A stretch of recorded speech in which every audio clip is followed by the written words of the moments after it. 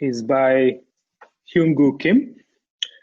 HyungGoo started his professional career as a software engineer. Having been frustrated by the performance of intelligent agents at that time, he became interested in how the brain works. He was trained in visual neurophysiology, psychophysical methods, and computational modeling during his graduate school under the supervision of Dr.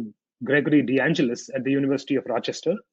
He then joined the laboratory of Dr. Naoshige Uchida at Harvard to study prediction error-based learning mechanisms using the dopamine system in mice.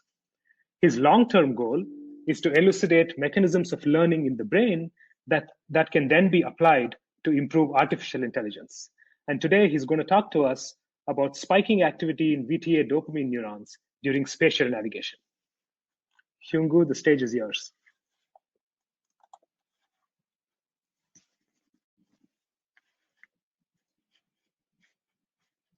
Are you muted? Can you hear me? Now, yes, now we can hear you. Okay, great. All right, thanks for the kind introduction. I'm HyungGoo Kim, postdoc in Uchida lab. So I first like to thank organizers for inviting me to this popular meeting in the field. So for those who want to know details about the experiment, we put our preprint on bioRxiv, and the revised paper will be out soon in a few weeks. So living organisms pursue and try to maximize reward. When we go to the restaurant, we spend a good amount of time to decide what to eat. And we also think hard how to earn more money, which is a monetary reward. So if you think about the key mental process involved in these activities, that is indeed a prediction of future reward.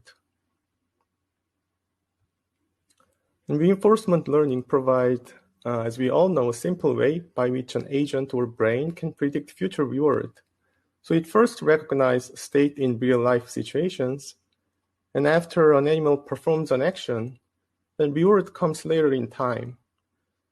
So due to this time gap, it becomes tricky, sometimes tricky to compute this reward prediction error.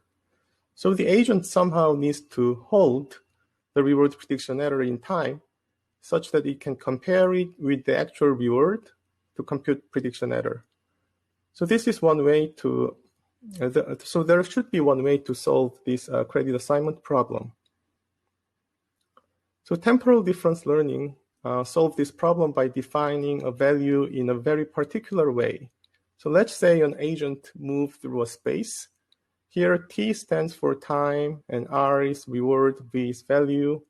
At a given state, value is defined by this discounted sum of reward, future reward. So if we define value this way, the sum of value at the next time point, shown in blue, can be written in this recursive form. So what this equation means is when the learning is complete, the left term and right term should be the same. So if it does not match, value needs to be updated. So a prediction error can be defined as the difference between this left and right hand side. And if we update value according to this prediction error, it has been shown that agent can learn the true value. So this is called TD error. And here the point is because this error signal use the difference of value between two consecutive time points, how to compute the mechanism. This is becoming important. And then here, computing the TD error in a moment-by-moment basis is a really key for this type of learning. So what do I mean by that? For example, the agent move from here to here and here to here. And at each time point, the agent should perform this computation and constantly compute these TD errors. So here I'm showing a trace of value and TD error in an animal that learned the Pavlovian conditioning task. So once the visual stimulus is presented, value suddenly increase, and as the time gets close to the reward, value gradually increase. And here is the critical component, derivative-like component of value function. So graphically, it is a slope of the value function. So when the value suddenly increase, that's why you see this transient excitation. And when values suddenly decrease, you see this transient inhibition, which is canceled by the actual reward. So as a result, you see a TD error signal that primarily responds to a reward predicting cue. So this TD error has played a critical role in explaining the behavior of dopamine neurons in past decades. And many studies examined phasic responses of dopamine neuron to discrete cues and reward, such as here, which usually have some salient sensory component and caused a sudden change of value. However, it has been remained untested whether this moment-by-moment derivative computation occurs in a continuous time period when value gradually changes. For example, in this period, cue presentation and reward delivery, firing rate of dopamine neuron is typically flat and thus drew little attention. So in this study by Anne Gravel's group, while rats approached a reward location in a T maze, the dopamine concentration in the ventral striatum gradually ramped up. So it was claimed that the dopamine activity might encode this part, meaning that dopamine may represent value itself instead of reward prediction error. However, if dopamine is value in some period and reward prediction error in some other times, we really need to rethink how this can happen and what is the consequence of it. So this finding evoked a vigorous debate regarding the nature of dopamine signals. So as I show here, this slow fluctuating dopamine activity has been observed in many different situations. For example, operant task involving a single lever press, or an operant task that involves multiple lever press, or a T-maze bandit task, or a decision-making task in virtual reality, and also tasks in real linear maze. However, it is not very clear what is the nature of these dopamine ramps. So what does dopamine ramping mean? One interpretation is that this dopamine ramp represents value itself, not prediction error. And alternatively, Sam Gershman pointed out that dopamine ramps can still be reward prediction error. So if the value function is sufficiently convex, TD error can be positive and even ramp up, as TD error is roughly derivative of value function. So this model, if true, potentially provides a unified explanation of dopamine signals in different contexts. However, the problem is the mere presence of dopamine ramps does not really distinguish whether dopamine represents value or rewards prediction error. So we sought to develop a set of experiments to separate these two possibilities. So we wanted to do so with less assumption based on this original definition of TD error, which is reward prediction error is approximately the derivative of value. So in this hypothetical situation, if the mouse is teleported in a one-dimensional linear maze, then here teleport is depicted in the value function. And if the value is dependent on the space, then value will show this stepwise increase at the time of teleport. However, because of this stepwise increase happened in a very short time, reward prediction error will show a large transient excitation after teleport, which may even exceed the peak of the normal ramping, shown in black. And if we change the speed of the scene, then value will reach the same maximal value, the same maximal level, regardless of the speed of the animal. However, because the prediction error is derivative of this value function, reward prediction error will increase with the speed of animal. So to measure the activity of dopamine neurons, we expressed the calcium indicator GCAM in dopamine neurons and monitored calcium signals in the ventral striatum. using the optic fiber implanted in the striatum area. Here I show an example session of dopamine activity from a fully trained animal. So each color-coded rows are individual trials, and the bottom is the average z-scored dopamine activity.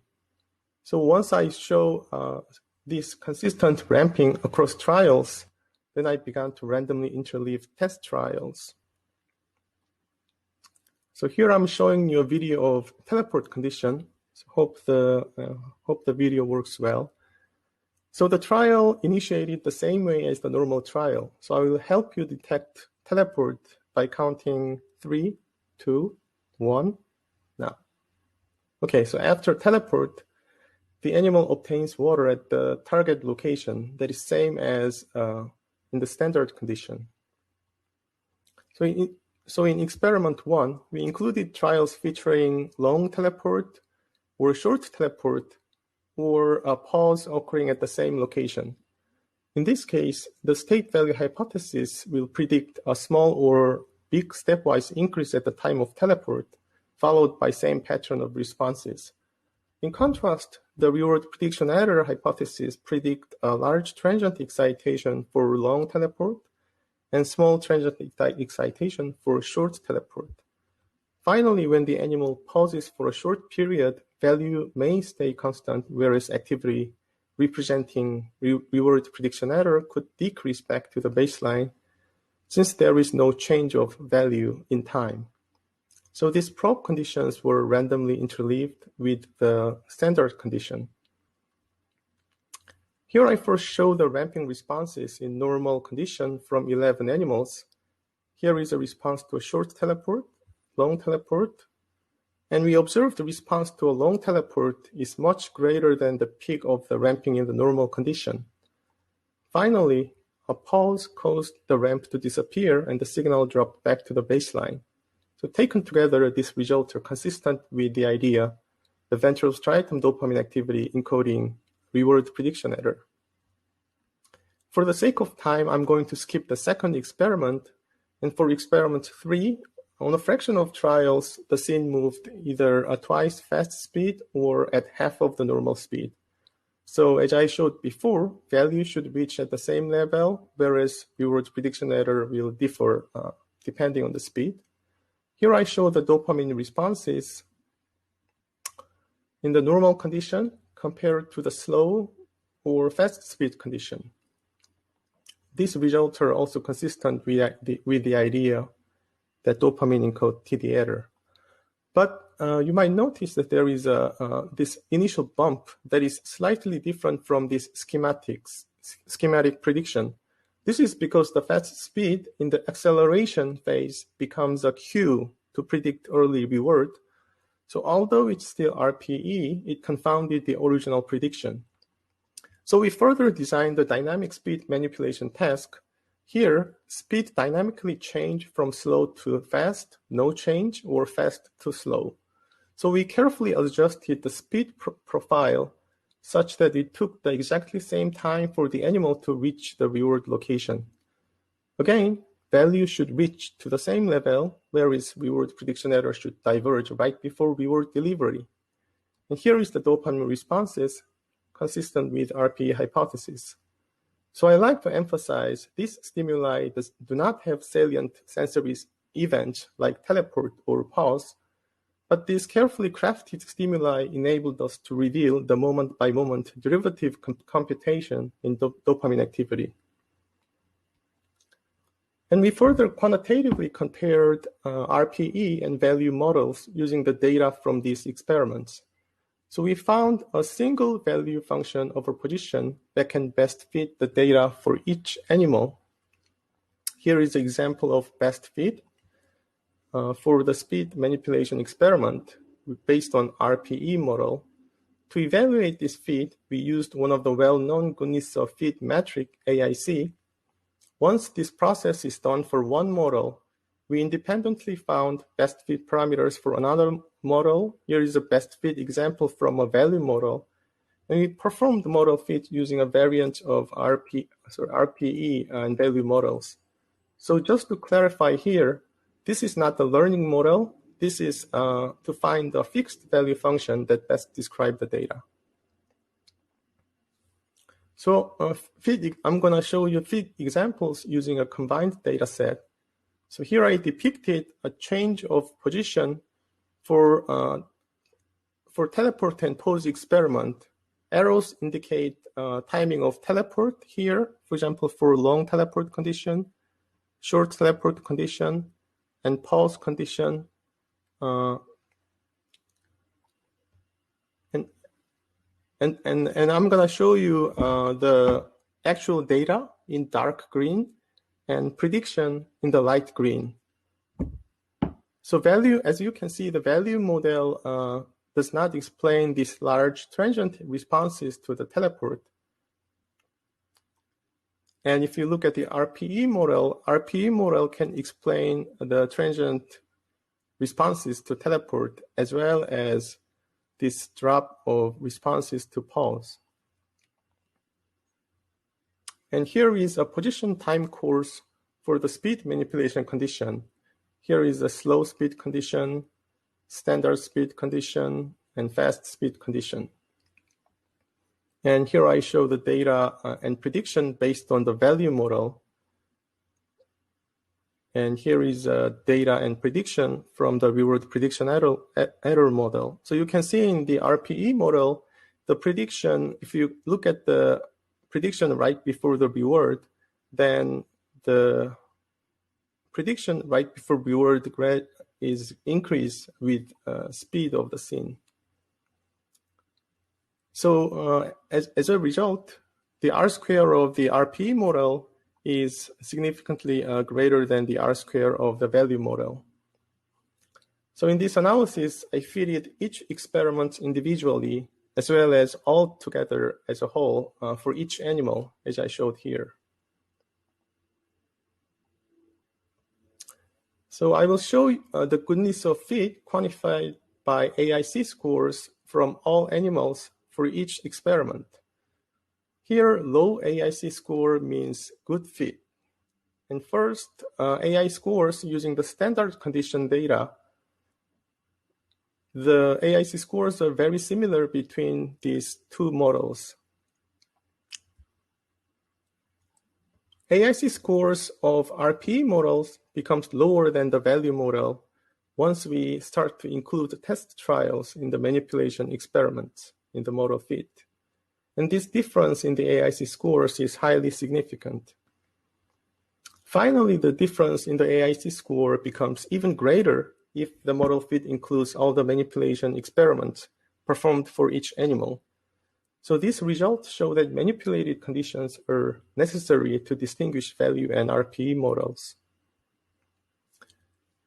So estimation of proximity to reward can be nonlinear and different across animals. So we allowed a value function to be an arbitrary smooth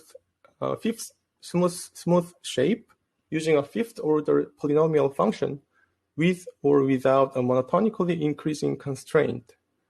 So it captures the variability in the shape of value function across animals and provide potential upper limit that we can achieve in the model fit procedure.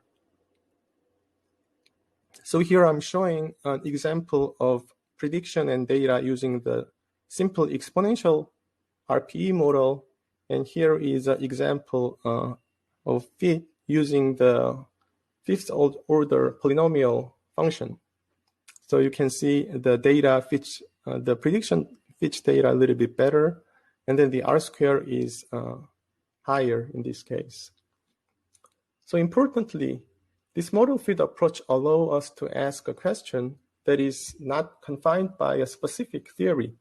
So all we care here is that there is a function over a space with an arbitrary shape, and we ask whether the dopamine response can be best explained by the function itself or a derivative of that function. So in this process, we can even forget about TD learning theory and focus on finding a quantitative relationship in a data-driven manner. Here I will show you AIC scores relative to the result using a simple exponential RPE model. So again, high score means the relatively bad fit, and low score means relatively better fit. For variants of RPE models that is more complicated, feature better, and value models are, regardless of whether they're a simple or complex model, their fit scores are all significantly worse than simple RPE model. So the model fit analysis quantitatively confirmed that data is better explained by RPE models. So next we saw the possibility that the dopamine responses can be fundamentally somewhere in between value and RPE. Here the RPE is the first order derivative of value. To explore this, I found that there is a field in the mathematics called fractional derivative, which enables us to compute non-integer derivative. So here is an example of fractional derivative signals. When the derivative is 0, this is a signal when animals are teleported. So when derivative is 0, that is essentially value function shown in value. When the order of derivative is 1, that is approximately RPE shown in red. And now you can have a smooth transition between these two functions, as you see here. And interestingly, even if we allowed the order of derivative to be an arbitrary number, the fitted order of derivative is still close to 1. Here the range is bounded by 0 and 2, but the value is still close to 1. Note that this analysis provides a compact mathematical description of dopamine signals as the first order derivative of monotonically increasing function over space. And we can derive this function even if we do not know RPE or value. In other words, what I did here is testing whether a function that monotonically increases over space or some derivative of it explains the data better. These results provide a fundamental property of dopamine signals, which is temporal derivative over underlying latent function, which you may call value here. So I have shown you that by combining the visually manipulated conditions and model fit approaches, we can say that dopamine activity reflects a derivative of a function over space. But how do you know that the function is actually a value function? In the TD theory, this is important because some studies reported that dopamine may respond to a sensory prediction errors. If so, teleport responses may be confounded by other factors and complicate our data-driven approach. So we tested this possibility by 3 experiments. First, we trained the animal for the second track and teleported the animal between tracks. All right. And we did not observe phasic excitation, even if there is a large sensory surprise. When we randomly interleave between track and forward teleport, the large phasic responses to teleport was intact. Finally, when we tested forward and backward teleport did not induce phasic excitation. So we concluded that transient excitations are not sensory prediction errors.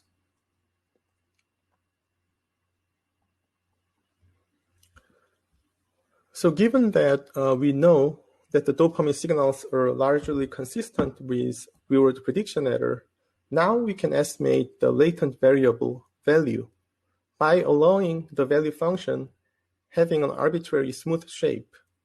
So intuitively, what I did is the model fit process iteratively tried to find an unobservable variable value function whose slope reflects the measured dopamine activity. Here I show an example fit, and I depicted the recovered value function in blue and the TD error in red. So you can see that based on these 3 variables, value function, an animal's position time course, and additional parameter gamma to compute derivative, we could predict dopamine responses quite well. So as an interim summary, our model fit analysis showed that normal condition is not enough to reveal the nature of dopamine ramping. And manipulated conditions are necessary to examine the nature of dopamine ramps. And when we are forced to choose one model over the other, RPA models explained dopamine responses significantly better than value models. And if we set a function over space, and if we ask if data is explained better by the function or the first derivative of it, dopamine activity was better explained by the first order derivative of a latent variable. And furthermore, the derivative of dopamine activity has not been really directly tested. Here we show that dopamine activity was best explained by an order of derivative that is close to 1, confirming the derivative nature of dopamine signals. So our analysis allowed us to confirm the derivative-like nature of dopamine activity in a data-driven manner. Okay, so now I'd like to switch gears to dopamine activity at the single neuron level. So far, I've shown a pooled calcium activity from dopamine axons in the ventral striatum. But what about spikes? So in this study led by Engelhardt in Witten lab, they monitored the activity of dopamine neurons while animals run a virtual maze. To make a long story short, this panel shows the activity of neurons as a function of animals' position, and they observed that majority of neurons ramp up, but some other neurons actually ramp down. And in this study led by Ali Mohebi in Josh Burke's lab, they monitored dopamine concentration in the ventral striatum and also recorded dopamine spiking activity in the lateral part of the VTA. So based on the observation that there is very little ramps in spiking activity, they claimed that axonal modulation may underlie dopamine ramps. So here are 3 questions that we asked. First, do we observe ramps at the single neuron level? Second, can spiking activity explain dopamine activity in the ventral striatum? Then finally, what is the nature of ramps at the single neuron level? To address these questions, we optogenetically identified dopamine neurons and collected a large number of dopamine neurons, 102 neurons in VTA. We classified dopamine neurons based on these short latency responses to laser stimulation. This experiment was done in collaboration with Arthur Malik. On average, this is a response in the standard approach condition. On average, we observed that firing rate of dopamine neurons gradually increase in standard condition experiment. And across population, interestingly and consistent with the previous study, we observed that dopamine neurons show a diverse sign and magnitude of ramps. So this is a distribution of ramping R, which is a correlation coefficient metric between firing rate and time points. The median was significantly greater than 0. This color plot shows a firing rate across all neurons. A yellow means responses activity is higher than baseline, and blue is activity lower than baseline. So you can really see that there are a diverse pattern of the ramps ramping up or down. These single unit ramps are not just noisy variations. So after a session of standard condition experiment, we continued manipulation experiment, each of which actually include a standard condition on its own. So if I compute the slope of ramping in the standard conditions, the slope of ramps are highly correlated between sessions. The x-axis is the standard condition experiment, and the y-axis is the manipulated experiment, but I used the standard condition. So inspired by the neuronal diversity in the previous study, we implanted tetrode targeting variance locations in the medio-lateral axis in the VTA, which is depicted by the red lines here. And we observed an interesting relationship between slope of ramping and the medio-lateral recording location. As you can see here, medial neurons tend to show positive ramps, whereas lateral neurons tend to show no ramps or even slightly negative ramps.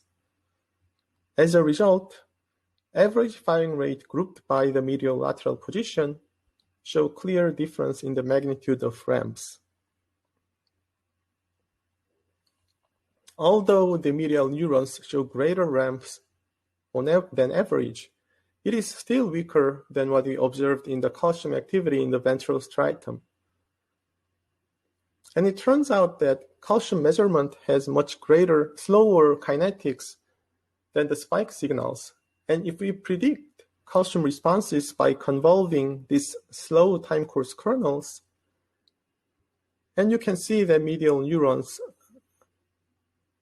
shown in dark green show very prominent ramps in the predicted calcium signal. And the lateral VTA neurons show slightly negative ramps in the calcium signals.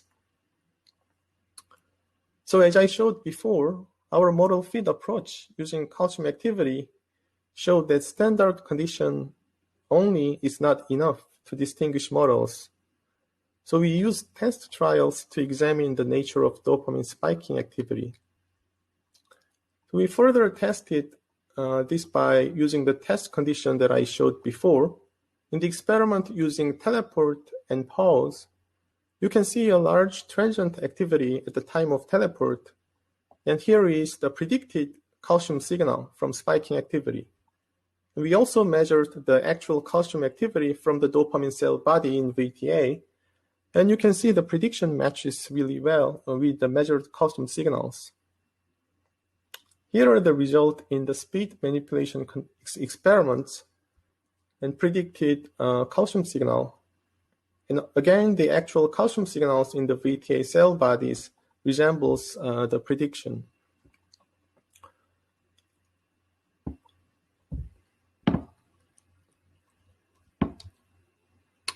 Okay, here I first show you an average responses across neurons. You can see this phasic excitation at the time of teleport, and short teleport, pause, and the responses also vary between different speed conditions. And then here I show the population response across all neurons we collected. The neurons are sorted by the goodness of fit difference between a simple value model and a simple reward prediction model. So from the 0 point, the left side means it's more value-like responses, and the right side means it's more RP-like responses. And you can see most of the neurons show very clear phasic activity here at the time of teleport. And this is a phasic activity caused by short teleport and dip of activity caused by pause. And you can also see the responses vary between different speed conditions. So as a result, most of the neurons prefer the RPE models if we perform the model fit analysis. However, the slope of the ramps look random and uncorrelated, showing that the slope of ramps are orthogonal to the property the neurons encode reward prediction error or value. We further tested the possibility that spiking activity is a fractional derivative of a latent variable. So even if we allow the temporal derivative of any arbitrary value between 0 and 2, the fit result show that the dopamine spiking activity was best explained by the first order derivative of a function over space. The fractional derivative model confirmed that spiking activity is also close to the first order derivative of a function over space. Therefore, I took the same approach, which is estimate the value function using the fifth order polynomial to estimate the value function based on spiking activity. So on the left panel, I show the average reconstructed value function using calcium signals. So the blue is the reconstructed value function, and dark green is the predicted RPE signal, and this light green is the predicted calcium signal, which is basically a convolution of dark green. And here I show in blue, which is the reconstructed value function using spiking data. And here I also show the RPE signal and predicted calcium signal based on the spiking data. So although we used a different measurement method and different animals, the shape of value function and RPE predicted calcium signals are largely similar. So this could be considered as an average reward expectation profile of the animals doing the task.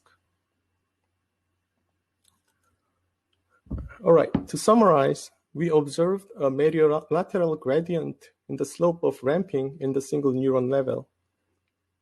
And spiking activity of dopamine neurons can explain calcium signals in the ventral striatum.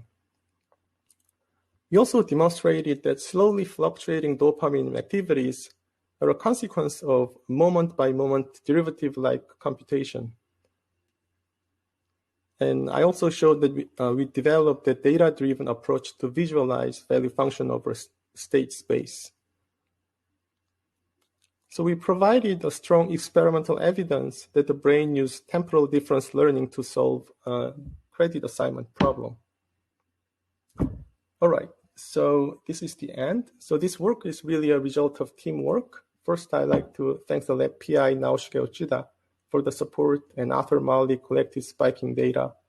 Paul Beck collected dopamine sensor data, and Sam Gershman and John Michael advised theoretical approaches. With that, thank you.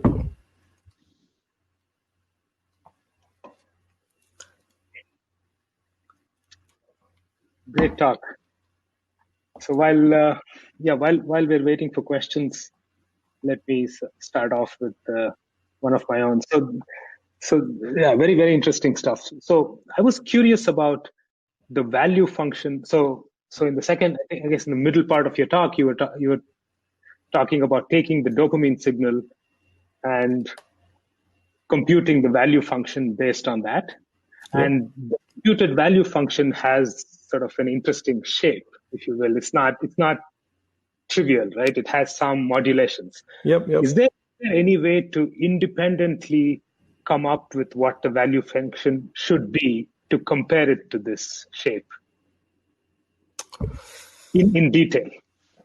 What the value function should be? You mean based on the data or based on theory? Something other than the dopamine signal, just so we can compare it. So I guess what I'm getting at is that the value function is not a very simple, it's not always a very simple monotonically using function, right? It has these modulations independent of your teleport. So even when there's no teleport, it's often not a trivial function. So I was wondering if there is some way to come up with what the value function should be independent of the dopamine data and compare it to the value function that you compute using the dopamine data. I see. That's very interesting thought. Independent of dopamine data.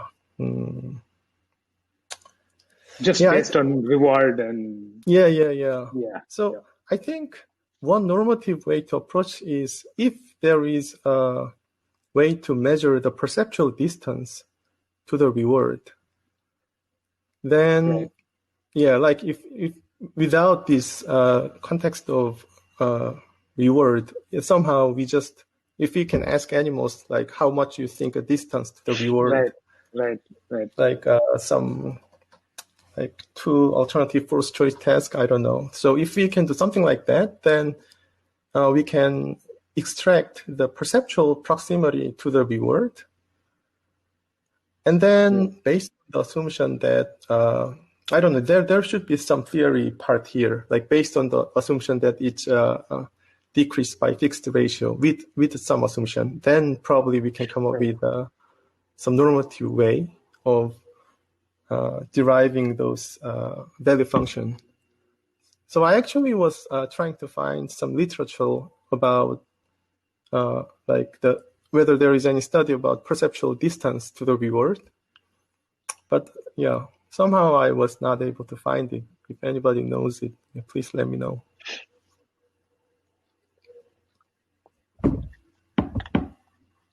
Ali Mohebi says, perhaps you can ask their place cells. Yeah. That's right. Yeah. That's a really great point. So I don't know. So that if I can somehow make some unbiased decoder based on the place cell, and then then there could be a way to extract this perceptual distance to the reward. Yeah, and yeah, I think this navigation task, there is a really interesting interplay between space and time. Right. So it is, in my task, it's a passive going task. So there is a pretty much tight relationship between space and time. But if you think about the natural situation, there is a dissociation between actual distance and how much the animal think that they're going to get reward. Right. So then in that case, their sensory information is kind of more close to the distance, but then their internal model might be more, can look at the internal time when they're going to get reward. So in that case, the state is defined by time or space. I think those are all very interesting open questions. Yeah. So we have a question now. This is from Laura Grima, who says, how do you interpret the large reward responses from calcium imaging in the teleportation task? Is this also predicted by RPE? Is there uncertainty about when the reward will arrive? Oh yeah, so that's a really good point. So thing is, in my task, it is there is no reward uncertainty. I always give reward. It's 100% reward schedule. Partly because I was a little bit worried that I may see a little bit smaller ramping if I give if I have some omission schedule. But I think the reward response is really seen in a lot of studies, especially in rodents. And then that is my interpretation is there is some uncertainty, either timing uncertainty when they are exactly going to get reward, or even if I give it 100%, mice may still have some kind of level of uncertainty based on the like task duration or inter-task interval, those kind of uncertainty. So right. Yeah, I think basically that reflects the innate uncertainty that the animal have in obtaining the reward at the right timing. Right. Brenna Fury says, do their running speeds reflect the slow or fast speeds of the VR? Is there any pausing during teleport? I mean, posing. Running speed. Do their running speeds reflect the slow or fast? So are the animals running? Yeah. Some animals run and some animals do not run. And if I compare the ramping magnitude of ramping between runners and not runners, I don't see a significant difference. So just in terms of the effect of running on the magnitude of ramping, I don't think there is a direct influence. And to answer the question,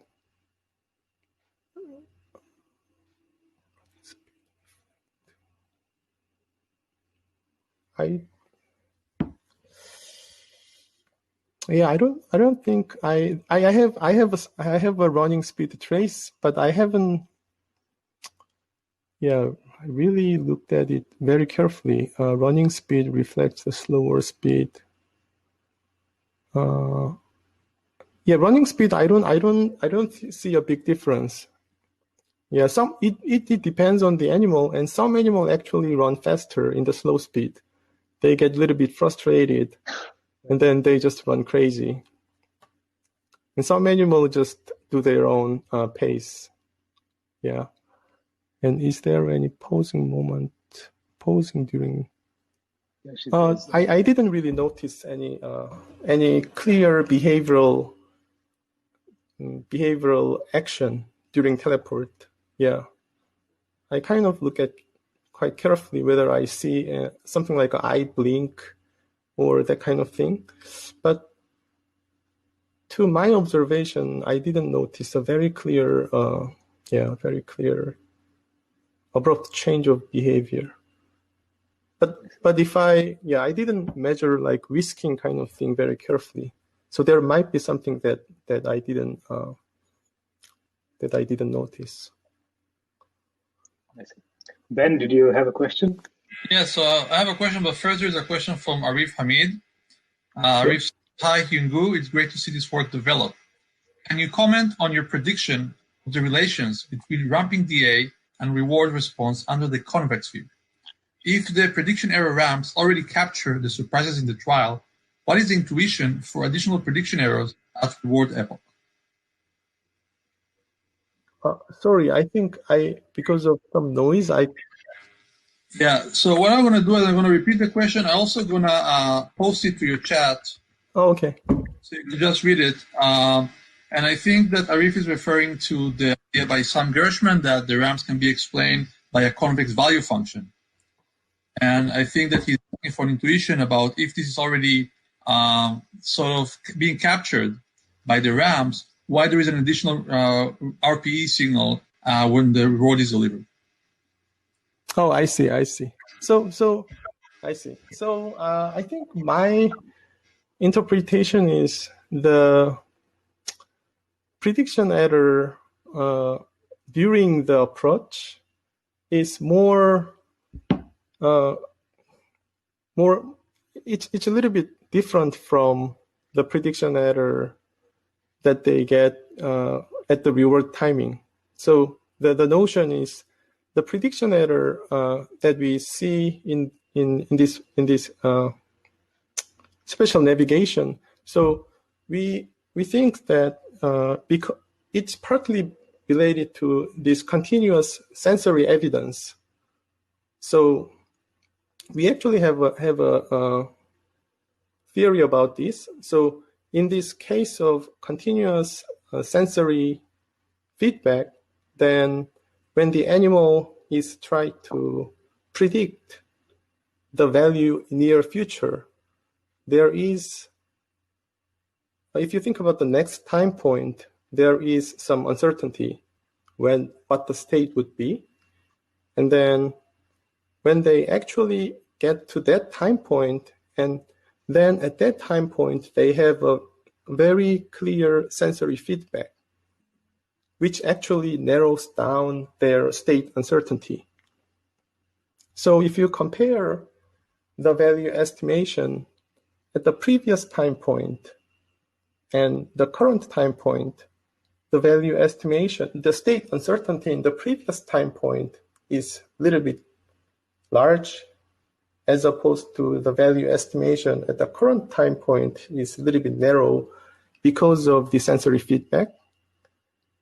So I think I may have a slide for that. Let's see.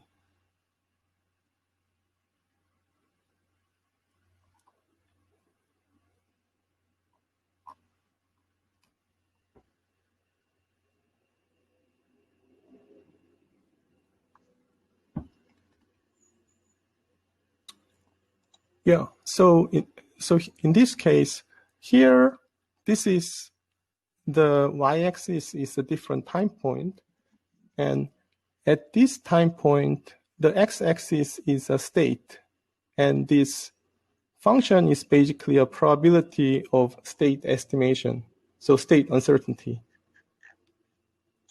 So at this time point, there is a state uncertainty. If you think about the next time point, the state uncertainty is a little bit large because of the innate uncertainty about the next timing. And when it actually gets to that time point, now you have a clear sensory feedback about the position. So this uncertainty kernel narrows down. So there is some inherent difference in the value estimation in the two consecutive time points. And then we think those innate difference in the value estimation due to the state uncertainty difference might give rise to the dopamine ramps.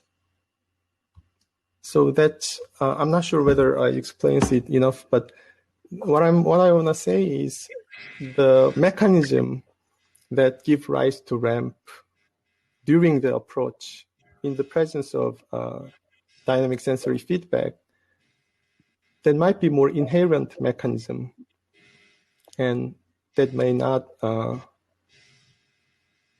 be a reason that why we still see the reward responses at the reward timing. Does it? Yeah, no, I think that's a great answer, that the issue is the uncertainty. There's an inherent difference in the uncertainty in this continuous domain, whereas that is not the same uncertainty that you get when you get that reward that's very clearly indicate, hey, the reward is here. So I think that's an interesting answer. And I guess we're out of time, but just a very quick follow-up. Do you intend to sort of pursue experimentally this issue of how uncertainty in this sort of continuous domains is affecting the output response? So you're asking if I'm planning to pursue? Yeah, if you have any plans to. Yeah. So actually, I already. Yeah, that's a great question, because I already have an experiment. So to directly address this uncertainty problem, so what I actually did is I darkened the visual scene as they proceed to the reward location. Perfect. Yeah, and actually what we noticed is when it darkens the visual scene, I see the dopamine responses kind of bump up earlier than the undarkening normal scene. So actually we are actively trying to almost explain the dopamine behavior using this uncertainty model. Beautiful. So yeah, manuscript will be updated and hopefully we can submit this soon. That's amazing. That's exactly what I thought about. So that's yeah. It's really great. I really appreciate it. So I think we're out of time. I'd like to thank all of our great speakers for their talks. Very, very interesting. I'd like to especially thank Vikram for stepping up and doing an amazing job as moderator. Thank you so much. I'd like to encourage all of you to go to the either the social rooms on the left side or the discussion rooms where you can keep on interacting, discussing, talking to people. Feel free to use this platform to interact. And thank you all for coming, and I'll see you in the social rooms.